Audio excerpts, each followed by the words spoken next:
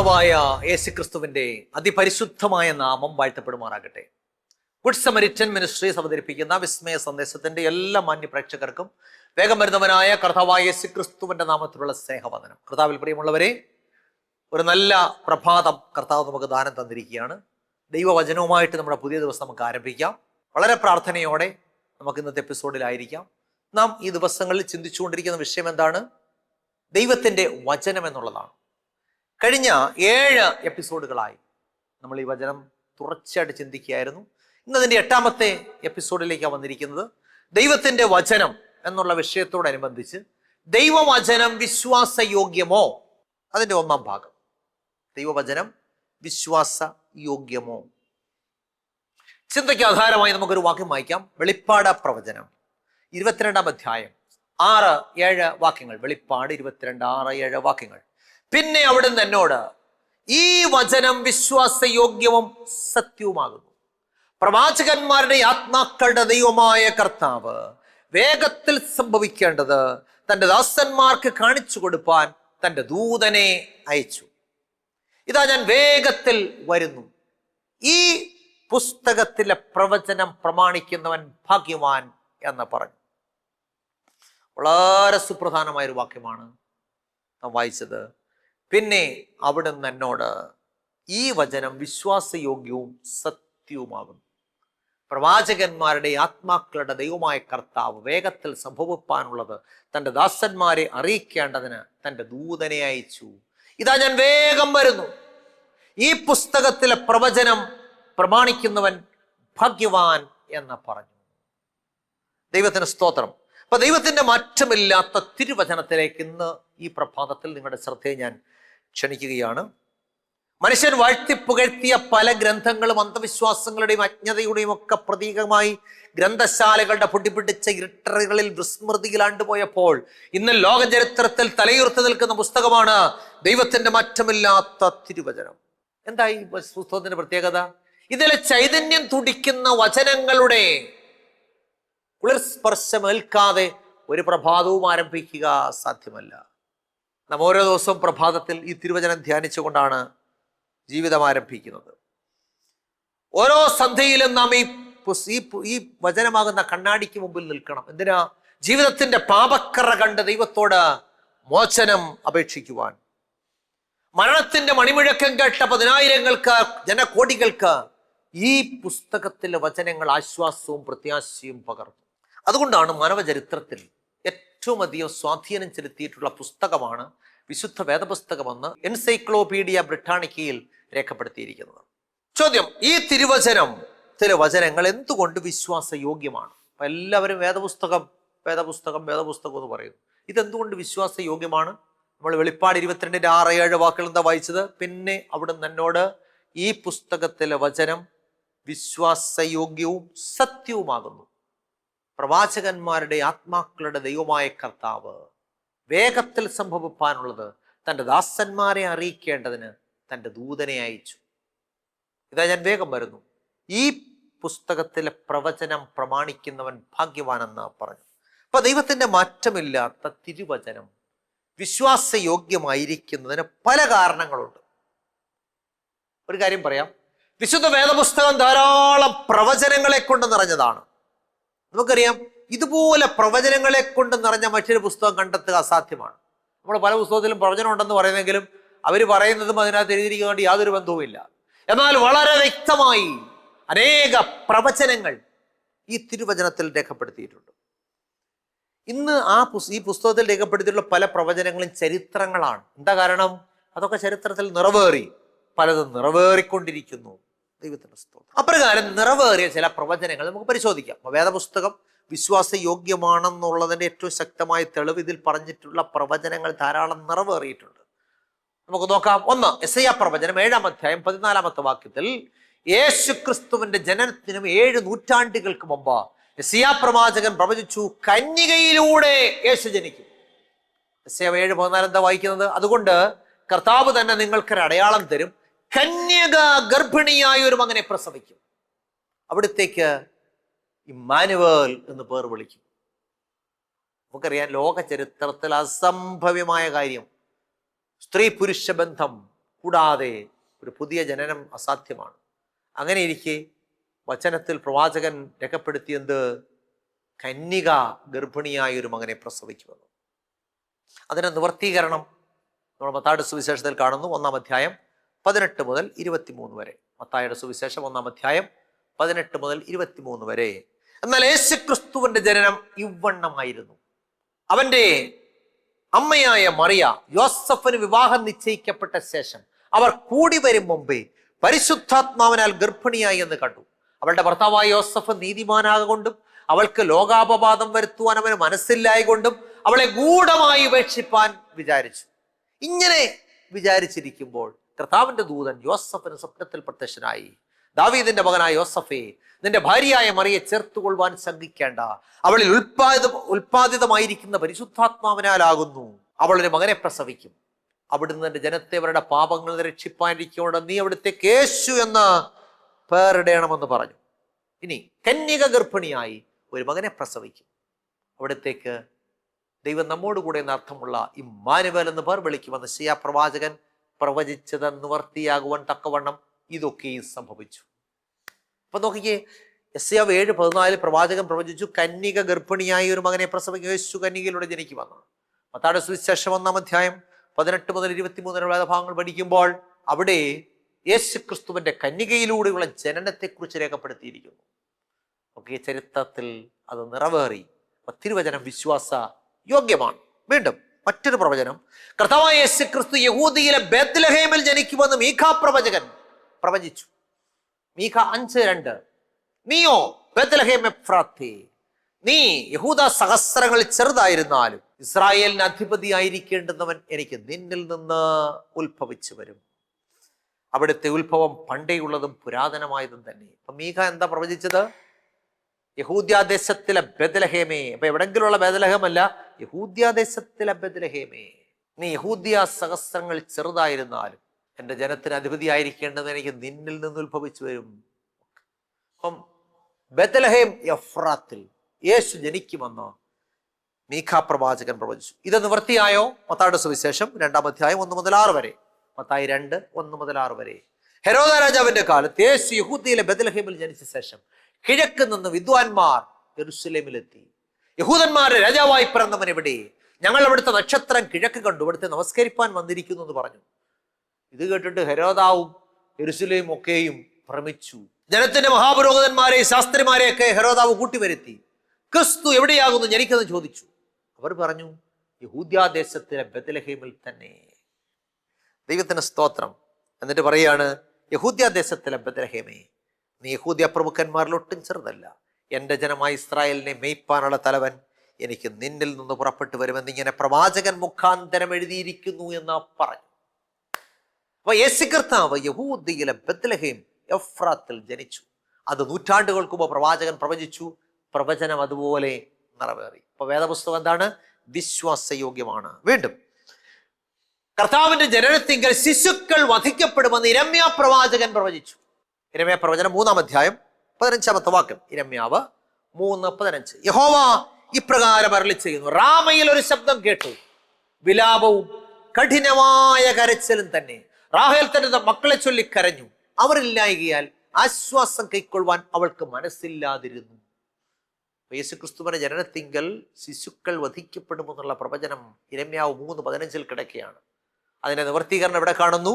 മത്തായിയുടെ സുവിശേഷം 2-ാം അധ്യായം 16 മുതൽ 18 വരെ. മത്തായി 2:16 മുതൽ 18 വരെ. ഇവിടെ എന്താ വായിക്കുന്നത്? വിദ്വാൻമാർ തന്നെ കളിയാക്കി എന്ന് ഹെരോദാവ് കണ്ടിട്ട് വളരെ കോപിച്ചു. വിദ്വാൻമാരോട് ചോദിച്ചറിഞ്ഞ കാലത്തിനൊത്തവണ്ണം 2 വയസ്സും താഴെയുമുള്ള ആൺകുട്ടികളെയൊക്കെയും ബേത്ലഹേമിലും അതിന്റെ എല്ലാ അതിരുകളിലും ആളയച്ചു കൊല്ലിച്ചു. അടുത്ത വാക്യം, റാമയിൽ ഒരു ശബ്ദം കേട്ടു, വിലാപവും കഠിനമായുള്ള കരച്ചിലും തന്നെ. റാഹേൽ തന്റെ മക്കളെ ചൊല്ലിക്കരഞ്ഞു, അവരില്ലായികയാൽ ആശ്വാസം കൈക്കൊള്ളുവാൻ അവൾക്ക് മനസ്സില്ലാതിരുന്നു എന്ന് ഇരമ്യാ പ്രവാചകൻ മുഖാന്തരം അരുളി ചെയ്തത് അന്ന് നിവർത്തിയായി. യേശുക്രിസ്തുവിന്റെ ജനനത്തിങ്കൽ ധാരാളം ശിശുക്കളെ കൊല ചെയ്യുകയുണ്ടായി. അതിൻ്റെ നിവർത്തീകരണം ഇരമ്യാവ് 3:15 ഇരമ്യാ പ്രവാചകൻ പ്രവചിച്ചത് അന്ന് നിവർത്തിയായി. അപ്പം തിരുവചനം എന്താണ്? വിശ്വാസയോഗ്യമാണ്. ഇനി കർത്താവായ യേശുക്രിസ്തുവിനെ 30 വെള്ളിക്കാശിന് ഒറ്റിക്കൊടുക്കുമെന്ന് സഖരിയ പ്രവാചകൻ പ്രവചിച്ചു. സഖരിയാവ് 11, 12, 13 വാക്യങ്ങൾ. ഞാൻ അവരോട്, നിങ്ങൾക്ക് മനസ്സുണ്ടെങ്കിൽ എന്റെ കൂലി തരുവിൻ എന്ന് പറഞ്ഞു. ഇല്ലെന്ന് വരികിൽ തരേണ്ട എന്ന് പറഞ്ഞു. അങ്ങനെ അവർ എന്റെ കൂലിയായി 30 വെള്ളിക്കാശ് തൂക്കിത്തന്നു. യഹോവ എന്നോട്, അത് ഭണ്ഡാരത്തിലിട്ട് കളക, അവർ എന്നെ മതിച്ചിരിക്കുന്ന മനോഹരമായൊരു വില തന്നെ എന്ന് കൽപ്പിച്ചു. അങ്ങനെ ഞാൻ 30 വെള്ളിക്കാശ് വാങ്ങി യഹോവയുടെ ആലയത്തിലെ ഭണ്ഡാരത്തിലിട്ട് കളഞ്ഞു. അപ്പം കർത്താവായ യേശുക്രിസ്തുവിനെ 30 വെള്ളിക്കാശിന് ഒറ്റിക്കൊടുക്കുമെന്ന് പ്രവാചകൻ പ്രവചിച്ചു. അത് നിവൃത്തിയായോ? നമുക്ക് നോക്കാം. മത്തായിയുടെ സുവിശേഷം 27-ാം അധ്യായം അതിന്റെ 3 മുതൽ 10 വരെ. മത്തായി 27, 3 മുതൽ 10 വരെ. യേശുവിനെ ശിക്ഷയ്ക്ക് വിധിച്ചു എന്ന് അവിടുത്തെ കാണിച്ചു കൊടുത്ത യൂദ കണ്ട് അനുതപിച്ചു. ആ 30 വെള്ളിക്കാശ് മഹാപുരോഹിതന്മാരുടെ അടുക്കൽ മടക്കി കൊണ്ടുപോയി. ഞാൻ കുറ്റമില്ലാത്ത രക്തത്തെ കാണിച്ചു കൊടുത്തതിനാൽ പാപം ചെയ്തു എന്ന് പറഞ്ഞു. അത് ഞങ്ങൾക്കെന്താ, നീ തന്നെ നോക്കിക്കൊള്ളുക എന്നവർ പറഞ്ഞു. അവൻ ആ വെള്ളിക്കാശ് മന്ദിരത്തിലെറിഞ്ഞ് ചെന്ന് കെട്ടിഞ്ഞാന്ന് ചത്തു കളഞ്ഞു. മഹാപുരോഹിതന്മാർ ആ വെള്ളിക്കാശ് എടുത്തു, ഇത് രക്തവിലയാകിയാൽ ശ്രീഭണ്ഡാരത്തിലിടുന്നത് വിഹിതമല്ല എന്ന് പറഞ്ഞ് പരദേശികളെ കൂടി ആലോചിച്ച് പരദേശികളെ കുഴിച്ചിടുവാൻ അതുകൊണ്ട് കുശവന്റെ നിലം വാങ്ങി. അതിനാൽ ആ നിലത്തിന് ഇന്ന് വരെ രക്തനിലമെന്ന് ഇസ്രായേൽ മക്കൾ പേര് പറഞ്ഞു വരുന്നു. അപ്പൊ ഇസ്രായേൽ മക്കൾ വില മതിച്ചവന്റെ വിലയായ 30 വെള്ളിക്കാശ് അവർ എടുത്തു. കർത്താവിനോട് അരുളി ചെയ്തതുപോലെ കുശവന്റെ നിലത്തിന് വേണ്ടി കൊടുത്തു എന്ന് യിരെമ്യാ പ്രവാചകൻ മുഖാന്തരം അരുളി ചെയ്തതിന് അന്ന് നിവർത്തി വന്നു. നോക്കിക്കേ, യേശുവിനെ 30 വെള്ളിക്കാശിന് ഒറ്റിക്കൊടുക്കുമെന്ന് പ്രവാചകൻ പ്രവചിച്ചത് കൃത്യമായി നൂറ്റാണ്ടുകൾക്ക് ശേഷം നിവർത്തിയായി. അപ്പൊ ദൈവത്തിന്റെ മാറ്റമില്ലാത്ത തിരുവചനം എന്താണ്? വിശ്വാസയോഗ്യമാണ്. ഇനി കർത്താവായ യേശുക്രിസ്തുവിന്റെ അസ്ഥികൾ ഒന്നും ഒടിയുകയില്ല എന്ന് സങ്കീർത്തനക്കാരനായ ദാവീദ് പ്രവചനാത്മാവിൽ പ്രവചിച്ചു. സങ്കീർത്തനങ്ങൾ 34:20. സങ്കീർത്തനങ്ങൾ 34:20. അവിടുത്തെ വായിക്കുന്നത്, അവിടുത്തെ അസ്ഥികളെയെല്ലാം അവിടുന്ന് സൂക്ഷിക്കുന്നു, അവയിൽ ഒന്നും ഒടിഞ്ഞു പോകുകയുമില്ല. ഇതിന്റെ നിവർത്തീകരണം യോഹന്നാന്റെ സുവിശേഷം 19-ാം അധ്യായം 31 മുതൽ 36 വരെ. യോഹന്നാൻ 19, 31 മുതൽ 36 വരെ. അന്ന് ഒരുക്ക നാളും ആ ശബതനാൾ വലിയതുമാകൊണ്ട് ശബത്തിൽ ശരീരങ്ങൾ ക്രൂശന്മേലിരിക്കരുതെന്ന് വെച്ച് അവരെ കാലൊടിപ്പിച്ചെടുക്കണമെന്ന് യഹൂദന്മാർ പീലാത്തോസിനോട് അപേക്ഷിച്ചു. ആകയാൽ പടയാളികൾ വന്നു ഒന്നാമത്തവന്റെയും യേശുവിനോടുകൂടെ ക്രൂശിക്കപ്പെട്ട രണ്ടാമത്തവന്റെയും കാലൊടിച്ചു. യേശുവിന്റെ അടുക്കൽ വന്നാറേയും അവിടുന്ന് മരിച്ചുപോയി എന്ന് കാണുകയാൽ യേശുവിന്റെ കാൽ ഒടിച്ചില്ല. എന്നാൽ പടയാളികൾ ഒരുത്തൻ തന്റെ കുന്തമെടുത്ത് യേശുവിന്റെ വിലാപ്പുറത്ത് കുത്തി. ഉടനെ രക്തവും വെള്ളവും പുറപ്പെട്ടു. ഇത് കണ്ടവൻ സാക്ഷ്യം പറഞ്ഞിരിക്കുന്നു, അവന്റെ സാക്ഷ്യം സത്യമാകുന്നു. നിങ്ങളും വിശ്വസിക്കേണ്ടതിന് താൻ സത്യം പറയുന്നു എന്നവൻ അറിയുന്നു. അടുത്ത വാക്യം, അവിടുത്തെ ഓരസ്ഥയും ഒടിഞ്ഞു പോകുകയില്ല എന്നുള്ള തിരുവെഴുത്ത് നിവർത്തിയാകേണ്ടതിന് ഇത് സംഭവിച്ചു. ദൈവത്തിന്റെ സ്തോത്രം. ദാവീദ് പ്രവചനാത്മാവിൽ പ്രവചിച്ചു, കർത്താവിന്റെ അസ്ഥികളൊന്നും ഒടിയത്തില്ലെന്ന്. ഇവിടെ യോഹന്നാന്റെ സുവിശേഷത്തിൽ നമ്മൾ കാണുന്നു, കള്ളന്മാർ രണ്ടുപേരുടെയും കാലൊടിപ്പിച്ചു, പക്ഷെ യേശുവിന്റെ കാലൊടിച്ചില്ല, കാരണം യേശു അതിനു മുമ്പേ മരിച്ചുപോയി. അപ്പം പ്രവചനത്തിന്റെ നിവർത്തീകരണം, അവിടുത്തെ ഒരസ്ഥിയും ഒടിഞ്ഞു പോകുകയില്ല എന്നുള്ള തിരുവെഴുത്തിന് ഇതിനാൽ നിവർത്തി വന്നു. അപ്പൊ വേദപുസ്തകം എന്താണ്? വിശ്വാസ യോഗ്യമാണ്. ഇനി കർത്താവായ യേശുക്രിസ്തുവിന്റെ ശരീരത്തെ ദ്രവത്വം കാണുകയില്ലെന്ന് ദാവീദ് പ്രവചിച്ചു. നാം സങ്കീർത്തനങ്ങൾ 16:10 വായിക്കുമ്പോൾ, അങ്ങ് എന്റെ പ്രാണനെ പാതാളത്തിൽ വിടുകയില്ല, അങ്ങയുടെ പരിശുദ്ധനെ ദ്രവത്വം കാണുവാൻ സമ്മതിക്കുകയുമില്ല. അത് അപ്രകാരം സംഭവിച്ചോ? ഈ പ്രവചനത്തിന്റെ നിവൃത്തീകരണത്തെക്കുറിച്ച് പത്രോസ് പ്രകാരം പറഞ്ഞു. അപ്പോസ്തലന്മാരുടെ പ്രവൃത്തികൾ 2-ാം അധ്യായം 23 മുതൽ 28 വരെ. അപ്പോസ്തലന്മാരുടെ പ്രവൃത്തികൾ 2-ാം അധ്യായം 23 മുതൽ 28 വരെ. ഇവിടുത്തെ വായിക്കുന്നത്, നസറേയനായ യേശുവിനെ ദൈവം തന്റെ സ്ഥിരനിർണയത്താലും മുന്നറിവിനാലും ഏൽപ്പിച്ചിട്ട് നിങ്ങൾ അവിടുത്തെ അധർമ്മികളുടെ കൈയാൽ തറപ്പിച്ചു കൊന്നു. ദൈവമോ മരണവാശങ്ങളെ അഴിച്ചിട്ട് അവിടുത്തെ ഉയർത്തെഴുന്നേൽപ്പിച്ചു. മരണം അവിടുത്തെ പിടിച്ചു വെക്കുന്ന അസാധ്യമായിരുന്നു. അടുത്ത വാക്ക്, ഞാൻ കർത്താവിനെ എപ്പോഴും എൻ്റെ മുമ്പിൽ കണ്ടിരിക്കുന്നു, അവിടുന്ന് എൻ്റെ വലത്തുഭാഗത്തുള്ളത് കൊണ്ട് ഞാൻ കുലുങ്ങിപ്പോകുകയില്ല. അതുകൊണ്ട് എൻ്റെ ഹൃദയം സന്തോഷിച്ചു, എൻ്റെ നാവ് ആനന്ദിച്ചു, എൻ്റെ ജഡവും പ്രത്യാശയോടെ വസിക്കും. അടുത്ത വാക്യം, അങ്ങന്റെ പ്രാണനെ പാതാളത്തിൽ വിടുകയില്ല, അങ്ങയുടെ പരിശുദ്ധനെ ദ്രവത്വം കാണുവാൻ സമ്മതിക്കുകയുമില്ല. അങ്ങ് ജീവമാർഗങ്ങളെ എന്നോട് അറിയിച്ചു, അങ്ങയുടെ സന്നിധിയിൽ എന്നെ സന്തോഷ പരിപൂർണനാക്കുമെന്ന് ദാവീദ് അവിടുത്തെ കുറിച്ച് പറയുന്നുവല്ലോ. അപ്പൊ മരണം യേശുവിനെ പിടിച്ചു വെക്കുന്ന അസാധ്യമാണ്. യേശുവിന്റെ ശരീരം ദ്രവത്വം കണ്ടില്ല, അവിടുന്ന് ഉയർത്തെഴുന്നേറ്റു. അപ്പൊ ദാവീദ് പ്രവചിച്ചു, അങ്ങയുടെ പരിശുദ്ധനെ ദ്രവത്വം കാണുവാൻ സമ്മതിക്കുകയില്ലെന്ന്. ദൈവത്തിന് സ്തോത്രം. അപ്പൊ തിരുവചനം വിശ്വാസ യോഗ്യമാണ്. ഇനി അടുത്തൊരു പ്രവചനം, കർത്താവിന്റെ വസ്ത്രം പകുത്തെടുക്കുമെന്നും അവിടുത്തെ അങ്കിക്കായിട്ട് ചീട്ടിടുമെന്നും ദാവീദ് പ്രവചിച്ചു. സങ്കീർത്തനങ്ങൾ 22:18. സങ്കീർത്തനങ്ങൾ 22:18. എന്റെ വസ്ത്രം അവർ പകുത്തെടുത്തു, എന്റെ അങ്കിക്കായി ചീട്ടിടുന്നു. അപ്രകാരം സംഭവിച്ചോ? യോഹന്നാന്റെ സുവിശേഷം 19-ാം അധ്യായം 23 മുതൽ 24 വരെ. യോഹന്നാൻ 19, 23, 24 വാക്യങ്ങൾ. പടയാളികൾ യേശുവിനെ ക്രൂശിച്ച ശേഷം അവിടുത്തെ വസ്ത്രം എടുത്തു, ഓരോ പടയാളിക്ക് ഓരോ പങ്കായിട്ട് 4 പങ്കാക്കി. അപ്പൊ ദാവീദ് പ്രവചിച്ചു, എന്റെ വസ്ത്രം അവർ പകുത്തെടുത്തു. യേശുവിന്റെ വസ്ത്രം 4ആയിട്ട് പകുത്തെടുത്തു. അതിന് ശേഷം അങ്കിയും അവർ എടുത്തു. അങ്കിയോ തുന്നലില്ലാതെ മുകൾ തൊട്ടടിയോളം നെയ്തതായിരുന്നു. ഇത് കീറരുത്, ആർക്ക് വരും എന്ന് ചീട്ടിടുക എന്ന് പറഞ്ഞു. ദൈവത്തിന് സ്തോത്രം. എന്റെ വസ്ത്രം അവർ പകുത്തെടുത്തു, എന്റെ അങ്കിക്ക് അവർ ചീട്ടിട്ടു എന്നുള്ള തിരുവെഴുത്തിനതിനാൽ നിവർത്തി വന്നു. അപ്പൊ യേശുക്രിസ്തുവിന്റെ വസ്ത്രം അവർ പകുത്തെടുത്തു, അങ്കി ചീട്ടിട്ടൊരു പടയാളിക്ക് ലഭിച്ചു. ദാവീദ് പ്രവചിച്ച പ്രവചനം നിവർത്തിയായി. ഇപ്പൊ വേദപുസ്തകം വിശ്വാസ യോഗ്യമാണ്. ദൈവത്തിന് സ്തോത്രം. ഇതിലെ പ്രവചനങ്ങളെല്ലാം കൃത്യമായിട്ട് നിറവേറി. ഇപ്രകാരം എത്രയോ പ്രവചനങ്ങളാണ്, ധാരാളം പ്രവചനങ്ങൾ. വേദപുസ്തകത്തിൽ പറഞ്ഞിരിക്കുന്ന പ്രവചനങ്ങളൊക്കെ ചരിത്രത്തിൽ നിറവേറുകയുണ്ടായി. നാം നമ്മുടെ ചുറ്റുപാടുകളിലേക്ക് നോക്കിയാലും നമുക്ക് ധാരാളം പ്രവചനങ്ങളുടെ നിവർത്തീകരണം കാണുവാനായിട്ട് സാധിക്കും. വെളിപ്പാട് 22, 6-7 വാക്യങ്ങൾ. പിന്നെ അവിടുന്ന് എന്നോട്, ഈ വചനം വിശ്വാസയോഗ്യവും സത്യവുമാകുന്നു.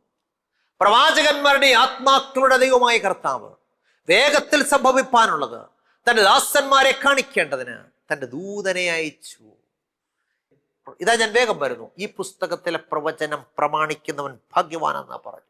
ദൈവത്തിന് സ്തോത്രം. ഈ പുസ്തകത്തിലെ പ്രവചനം പ്രമാണിക്കുന്നവൻ ഭാഗ്യവാനെന്ന്. നമ്മൾ ഇന്നത്തെ ലോകത്തിലേക്ക് നോക്കിയാൽ നമ്മുടെ ചുറ്റുപാടുകളിലും വേദപുസ്തകം വിശ്വാസയോഗ്യമാണ് തെളിയിക്കുന്ന ധാരാളം പ്രവചനങ്ങളുണ്ട്. ഒരു ഉദാഹരണം നമുക്ക് നോക്കാം. നമ്മളെല്ലാവരും ചാവുകടൽ എന്ന് കേട്ട് കാണും. ചാവുകടൽ അല്ലെങ്കിൽ ഡെഡ് സീ എന്ന് പറയും.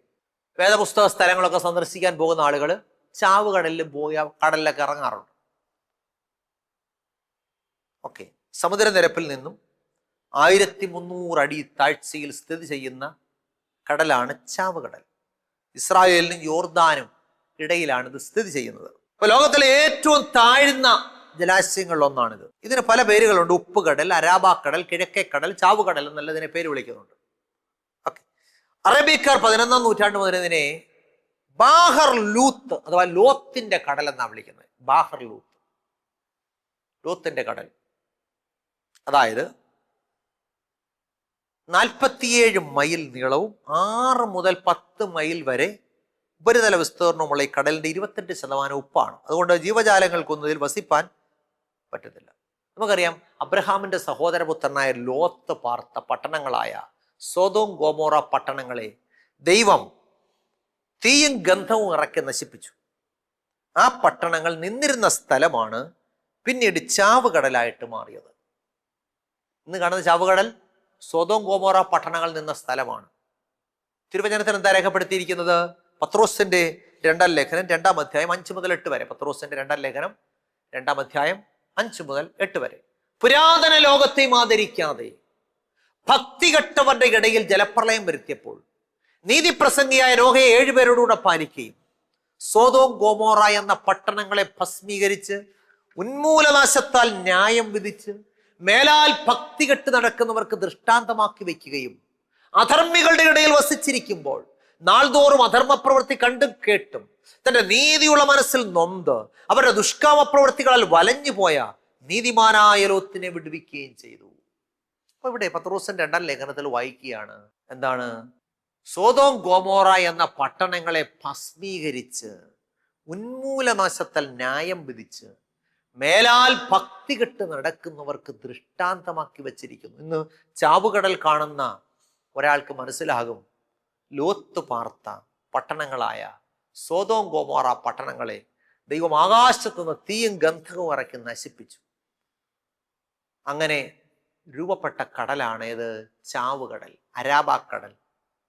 കിഴക്കേ കടൽ എന്നൊക്കെ അറിയപ്പെടുന്ന ഈ ഡെഡ് സീ. അപ്പം വിശുദ്ധ വേദപുസ്തകം വിശ്വാസയോഗ്യമാണെന്നുള്ളതിൻ്റെ ഏറ്റവും വലിയൊരു തെളിവാണ് ചാവുകടൽ. ഉൽപ്പത്തി പുസ്തകം 2-ാം അധ്യായം 7-ാമത്തെ വാക്യം നമ്മൾ പഠിക്കുമ്പോൾ മറ്റൊരു തെളിവ് 32:7. യഹോവയായ ദൈവം നിലത്തെ പൊടി കൊണ്ട് മനുഷ്യനെ നിർമ്മിച്ചിട്ട് അവന്റെ മൂക്കിൽ ജീവശ്വാസം ഊതി മനുഷ്യൻ ജീവനുള്ള ദേഹിയായി തീർന്നു. മനുഷ്യനെ ദൈവം അങ്ങനെ ഉണ്ടാക്കിയത് മണ്ണുകൊണ്ട് നിർമ്മിച്ചിട്ട് ദൈവം ജീവശ്വാസം മൂക്കിലൂതി. ഇന്ന് നമ്മൾ ഓരോരുത്തരും മൂക്കിലൂടെ ശ്വാസം മേലോട്ട് പിടിക്കുമ്പോൾ ഒരു കാര്യം ഓർത്തോണം, വിശുദ്ധ വേദപുസ്തകം വിശ്വാസയോഗ്യമാണ്. എന്താ കാരണം?